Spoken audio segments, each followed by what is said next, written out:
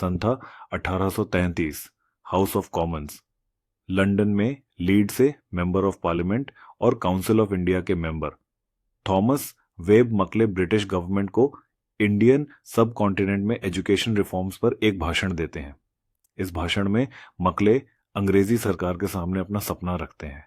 सपना था अंग्रेजी शिक्षा की मदद से भारतीयों की ऐसी नस्लें पैदा की जाएं जो रंग रूप से तो भारतीय हों, लेकिन जिनकी सोच, दिमाग और समझ अंग्रेजी हो, जो अंग्रेजी शिक्षा को पूरे भारत में फैला सके। मकले शायद एक दयालु इंसान थे। वो अंग्रेजी शिक्षा, जो केवल प्रिविलेज्ड लोगों को यूरोप में अवेलेबल थी, को गुलामी और अंधविश्वास के चंगुल में फंसे हुए गरीब भारतीयों को देकर एम्पावर करना चाहते थे। उनका कहना था कि अंग्रेजी सरकार अपने पैसों को अपने ढंग से खर्च करे और संस्कृत और अरबी की बजाय उन दोनों से कई गुना बेहतर लैंग्वेज इंग्लिश को प्रमोट करे, क्योंकि भारतीय एक अच्छे इंग्लिश स्कॉलर्स बनने के लिए तैयार हैं। उन्होंने बोला, मैं संस्कृत और अरबी बोलने वाले कई विद्वानों से मिला हूं, जिस बात से बिल्कुल भी इनकार नहीं करते कि अंग्रेजी किताबों की मात्र एक शेल्फ संस्कृत और अरबी में लिखी गई आज तक की सभी किताबों से बेहतर है। जब मैकले ये भाषण दे रहे थे तो उस समय यूके की जीडीपी विश्व की जीडीपी की 3% भी नहीं थी और भारत की जीडीपी विश्व की जीडीपी की 18% थी। और जब 1835 में मैकले की ये शिक्षा पद्धति भारत में लागू की गई और अगले 100-110 साल तक अंग्रेजी शिक्षा भारत में फैलाई गई, तो 1947 में जब देश आजाद हुआ, ये नंबर्स कैसे बदल गए, ये मेरी समस्या परे है। कैसे भारत की जीडीपी विश्व की जीडीपी की 2 से 3% रह गई और यूपी की जीडीपी 12% हो गई। दयालु मकले तो अंधविश्वासी भारत को सोने का बनाने जा रहे थे और बनाते बनाते इंग्लैंड को सोने का बना दिए। ये कैसे शिक्षा की पद्धति है?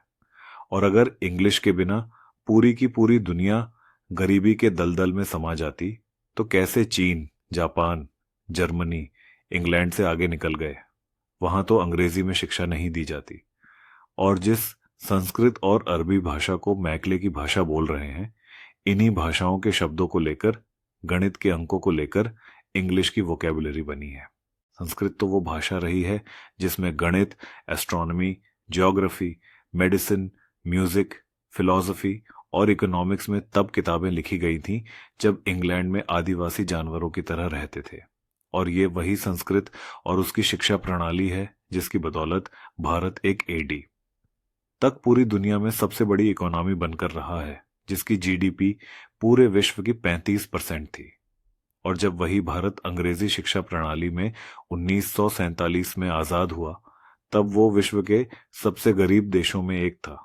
अब मैकले को ये कौन समझाता कि एक देश प्रगति एक अच्छे एजुकेशन सिस्टम से करता है।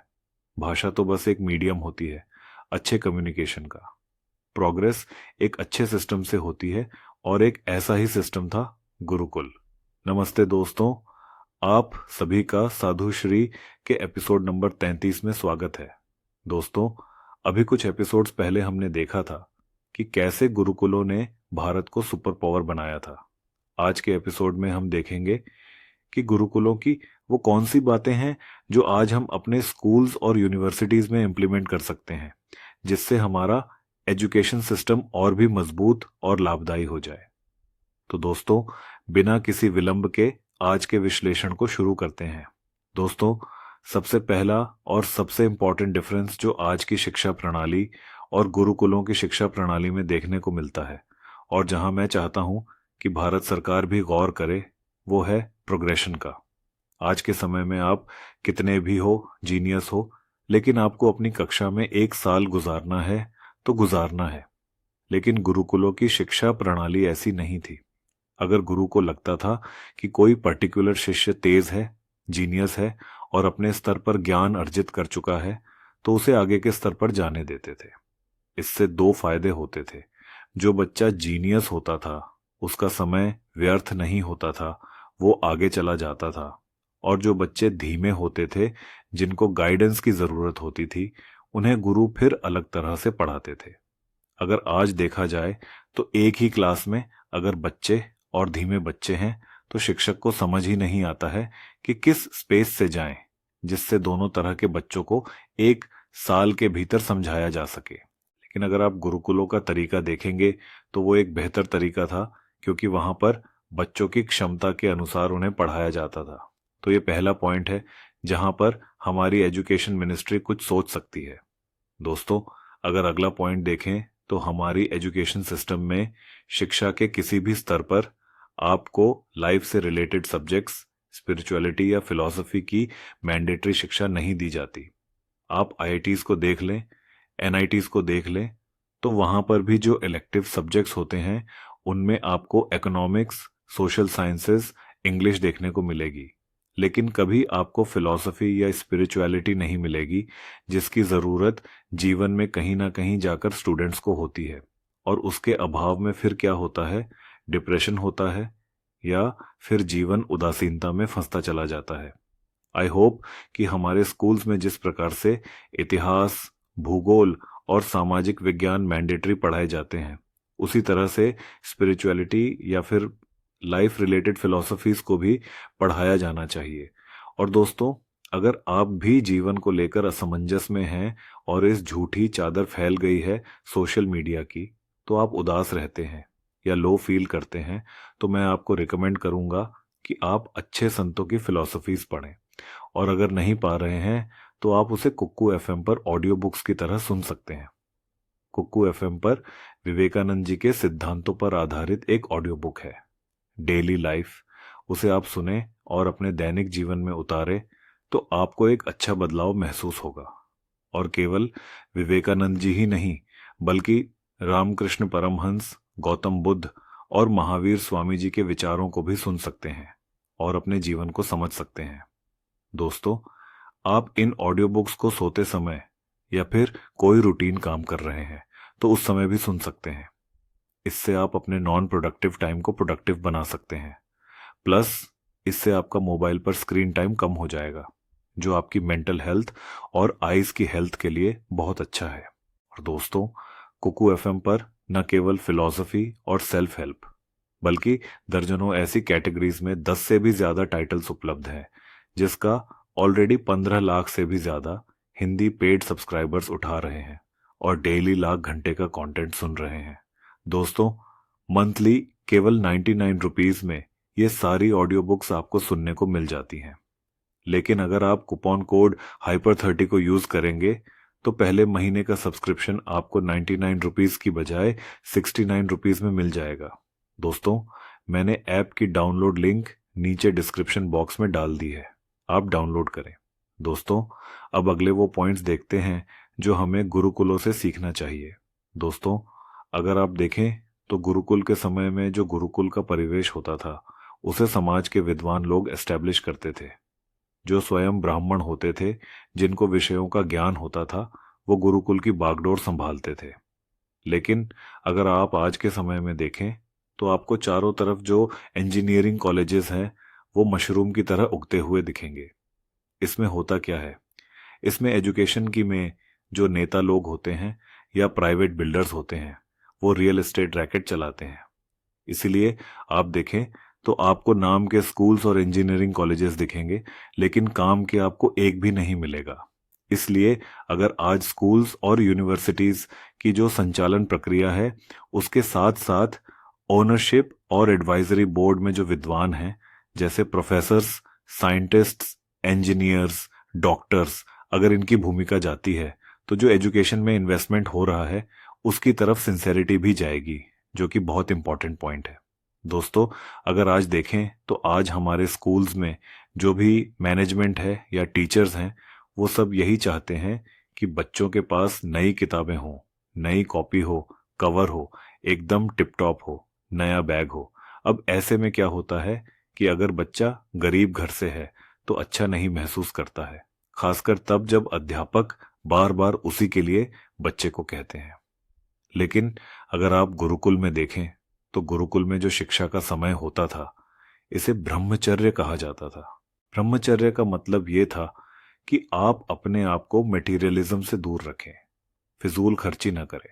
तो अगर आज हम एक ऐसा सिस्टम बना लें जहां ऊंची कक्षा के छात्र अपनी किताबों को साल भर बाद नीची कक्षा के छात्रों को डोनेट कर दें, तो इससे किताबें भी नहीं जाएंगी और जो रिसोर्सेज हैं उनका बेटर यूटिलाइजेशन भी हो जाएगा। तो इम्प्रूवमेंट के पॉइंट ऑफ व्यू से ये एक बहुत अच्छा पॉइंट है जिसे हम इम्प्लीमेंट कर सकते हैं। दोस्तों, अगर अगला पॉइंट देखा जाए तो आज के समय में हम जितनी भी शिक्षा ग्रहण करते हैं वो हम अपने शुरुआती दिनों में करते हैं। एक आयु के बाद हम में से न के बराबर लोग स्कूल या यूनिवर्सिटी से रहते हैं। अगर मान लीजिए कि आज एक 40 से 45 साल के इंसान को दोबारा स्कूल या यूनिवर्सिटी जाना है, तो ना हमारे पास ऐसा कोई सोशल स्ट्रक्चर है, ना कोई एजुकेशनल स्ट्रक्चर जिससे वो ऑब्वियस तरीके से ये कर पाए। लेकिन गुरुकुल के समय में ऐसा नहीं था। गुरुकुल के समय में जो एजुकेशन सिस्टम था या सिलेबस था वो पूरे जीवन भर के लिए बनाया गया था। वहां पर जो शिक्षा प्रणाली थी वो जीवन के हर चरण के लिए थी। अगर आप देखें तो जो ब्रह्मचर्य आश्रम था जिसमें बच्चा शिशु होता है, नवयुवक तक बनता है, तो उसमें वेदों के संहिता और मंत्र भाग जाते थे। लेकिन उसके बाद अगर कोई गृहस्थ आश्रम में चला गया है, कोई विवाह कर लिया है, तो उसके लिए ब्राह्मण ग्रंथ थे। और उसके बाद अगर कोई वानप्रस्थ है, जंगल चला गया है, तो उसके लिए अरण्य ग्रंथ थे। और उसके बाद कोई सन्यास धारण कर लिया है तो उसके लिए उपनिषद थे। तो अगर किसी को जीवन भर ज्ञान अर्जन करना है तो उसके लिए गुरुकुल के दरवाजे हमेशा खुले हुए थे और गुरुकुल इसको प्रमोट भी करते थे। वो सन्यासियों को बुलाते थे और उनसे जो ब्रह्मचर्य के शिष्य थे उन्हें ज्ञान देते थे। तो जो शिक्षा थी वो केवल शिशु और नव युवक तक ही नहीं सीमित थी। शिक्षा जो थी वो पूरी सन्यास तक जाती थी। तो इस सोशल चेंज को भी आज हम कोशिश करके अपनी सोसाइटी में ला सकते हैं। दोस्तों, अब जो कुछ भी हॉस्टल्स के अराउंड शिक्षा है वो हम मोस्टली ग्रेजुएशन या पोस्ट ग्रेजुएशन में रहकर ग्रहण करते हैं। ऐसे में क्या होता है कि हमारे शुरुआती दिन जब हम सबसे ज्यादा रहते हैं, सबसे ज्यादा समझते हैं, सबसे ज्यादा डेवलप होते हैं, स्कूल जा रहे होते हैं, तब ऐसा कोई हॉस्टल का सिस्टम नहीं है। लेकिन गुरुकुल में ये शुरुआत से ही होता है। तो वहाँ के बच्चे इंडिपेंडेंट होते थे। आप अगर आज देखें तो बहुत से बच्चे होते हैं जब वो ग्रेजुएशन में पहुंचते हैं या पोस्ट ग्रेजुएशन पहुंचते हैं और हॉस्टल्स में जाते हैं तो उनके लिए लाइफ बहुत कठिन हो जाती है। लेकिन ये वही समय होता है 3 से 4 साल 5 साल का समय हॉस्टल में जो सबसे ज्यादा आपको ग्रूम करता है, सबसे ज्यादा आपको सिखाता है। तो यही सिस्टम अगर हम 6ठी क्लास से या 8वीं क्लास से इम्प्लीमेंट कर पाएं तो हमारे बच्चे और भी सेल्फ डिपेंडेंट हो जाएंगे। तो हम बच्चों को केवल जॉब के लिए नहीं बल्कि जीवन के लिए भी तैयार कर पाएंगे। और दोस्तों, जो मैं अंतिम चेंज देखना चाहता हूं आज की शिक्षा की प्रणाली में वह है ओपन एयर में क्लास का लगना, जैसे गुरुकुलों में लगती थी, पेड़ के नीचे या तालाब के किनारे। लेकिन जिस प्रकार की आज की पॉपुलेशन है या फिर वातावरण है, ये तो संभव होता नहीं दिखता। लेकिन अगर आप सोचिए, एक ही रूम में कुर्सी पर बैठे बैठे हम 7 से 8 घंटे बिता देते हैं, तो क्या उससे हमारा शारीरिक विकास होगा? क्या मानसिक विकास होगा? लेकिन अगर हमारी क्लासेस अलग अलग एनवायरनमेंट में लगती रहे, हर घंटे बदलती रहे, प्लेस बदलता रहे, तो हम रिफ्रेश भी महसूस करेंगे और हमारा मन भी लगेगा। तो व्यायाम, खुली हवा में शिक्षा और प्रकृति का सानिध्य, अगर ये तीनों चीजें उपलब्ध हो जाएं, तो हमारा मानसिक विकास के साथ साथ शारीरिक विकास भी होगा। तो दोस्तों, मैंने जितने भी पॉइंट्स बताए हैं उनमें से कुछ तो असंभव लगते होंगे, बहुत आइडियल लगते होंगे, लेकिन उनके कुछ अंश और दूसरे पॉइंट्स को हम इम्प्लीमेंट कर सकते हैं जिससे हम अपने एजुकेशन सिस्टम को और भी मजबूत और लाभदायी बना पाए।